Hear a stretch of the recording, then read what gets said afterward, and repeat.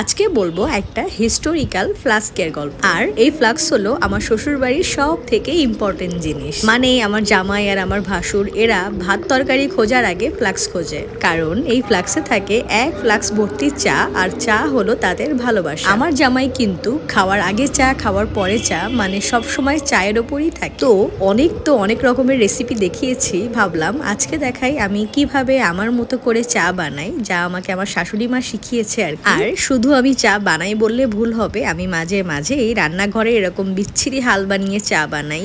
আর আমার এরকম ভুলভাল কাজ দেখে আমার শাশুড়ি মা শুধু হাসে। আমার শুধু একটাই চিন্তা, যদি আমার শাশুড়ি মায়ের জায়গা অন্য কোনো শাশুড়ি মা হতো তাহলে আমার কপালে দুঃখ ছিল ভাই। যাই হোক, আমার কপালে কি কি দুঃখ হতো এই নিয়ে পরে একদিন বলবো। আজকে চলেন দেখাই আমি কিভাবে চা বানাই। প্রথমেই আমি পানির মধ্যে 5 থেকে 6 চামচ মতো পাউডার মিল্ক আর কিছুটা আদা একটু ছেঁচে দিয়েছি। তারপর একে একে এর মধ্যে তেজপাতা, লবঙ্গ আর দিয়েছিলাম 2টো এলাচ একটু ছেঁচে। অ্যান্ড দেন ভালো মতো একটু নাড়িয়ে চাড়িয়ে সময় দিয়েছিলাম ব্যাপারটাকে একটু হালকা বয়েল হয়ে আসার জন্য। অ্যান্ড তারপর এতে অ্যাড করেছিলাম মাত্র 3 টেবিল চামচ মতো চিনি আর সামান্য একটু লবণ। তবে হ্যাঁ, একটা কথা কিন্তু মেনশন না করলেই না, কারণ আমি কিন্তু সেভাবে চা বানাতে পারতাম না। আমার শাশুড়ি মাই আমাকে শিখিয়েছেন, যদিও তার চা বানানোর সিস্টেম একটু অন্যরকম, সেটা না হয় আরেকদিন দেখাবো। যাই হোক, এরপর কথা বলতে বলতেই দুধ একটু ফুটে কমে আসলে এতে অ্যাড করেছিলাম 5 টেবিল চামচ মতো চা পাতা। যেহেতু আমাকে মেজারমেন্ট শেখানো হয়েছে, তো আমি সেই মেজারমেন্ট অনুযায়ী দিয়েছি, কারণ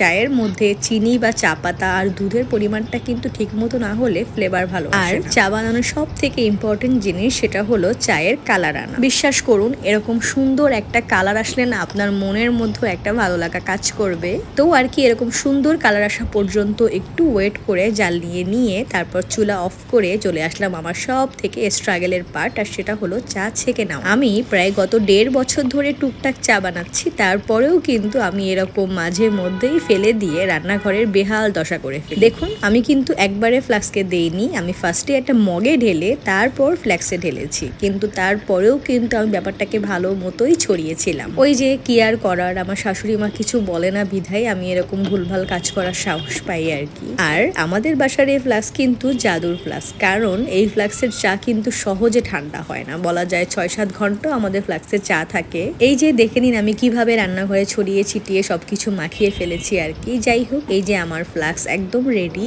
আর বানানোর পরেই আমি সুন্দর করে একটা মগে ঢেলে আগে নিজে একটু টেস্ট করছিলাম। যদিও চা বানাতে বানাতে আমার এই মশলা টির প্রতি আমার একটা ওভার কনফিডেন্স চলে এসেছে, কারণ এটা আলহামদুলিল্লাহ বেশ ভালো হয়। ইভেন এই চা খেয়ে কিন্তু আমার মেঝো ভাসুর আমার কাছে চায়ের রেসিপিও চেয়েছে, যে তুমি কিভাবে বানিয়েছো এই চা, যে এত মজা। তো আর কি, এই তো দিয়েই দিলাম আমার চায়ের সিক্রেট রেসিপি। আপনাদের ভালো লাগলে কমেন্ট করে জানাবেন প্লিজ। আর আপনার বাসায় কে কিভাবে চা খায় আমাকে জানাবেন। Thank you.